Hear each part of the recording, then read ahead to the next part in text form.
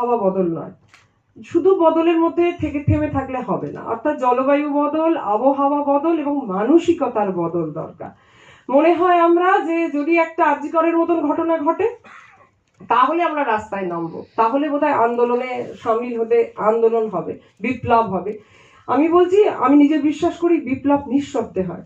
আর যদি এখান থেকে এই মণিপালের উদ্যোগকে মাথায় রেখে প্রত্যেকের বাড়ির সামনে, যদি যার বাড়ি আছে, ছাদ আছে, সেই ছাদে অথবা বাড়ির বারান্দায়, অথবা যদি সেটাও না থাকে তাহলে বাড়ির সামনে জায়গাটুকুনি তো আছে, তাতে যদি একটা ছোট গাছ টবে লাগাতে পারি, এবং এই ভারী বর্ষায় গাছের গোড়ায় জল জমলে ডেঙ্গি হবে, সুতরাং সেই জলটা ফেলে দিতে পারি।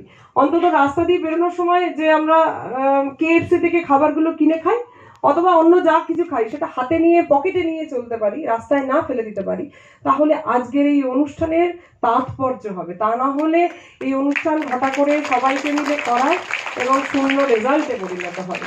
সুতরাং আন্দোলন মানে প্লাকার্ড নিয়ে রাস্তায় বেরিয়ে রাত্রিরে দখল করে রাস্তায় বসে থাকা নয়। আন্দোলন আজকে এক্ষুনি এখান থেকে শুরু হতে পারে।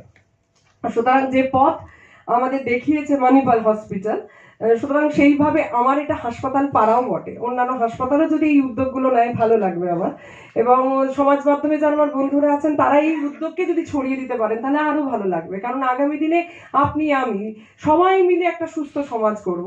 আর শুধুমাত্র এই আঙুল দেখাবো না, জানেন, এটা সরকার করবে, এটা রাষ্ট্র করবে, করা তো নিশ্চয়ই দায়িত্ব, তারা তো খানিকটা করছে, এবং কোথায় করতে পারছে না, কোথায় রাষ্ট্র বা সরকারের দায়িত্ব, ফোকাস, প্রায়োরিটি থাকে সেটাও আমরা আলোচনা করলাম। সুতরাং সেই জায়গা থেকে আপনি আমি রাষ্ট্রের বাইরে নই।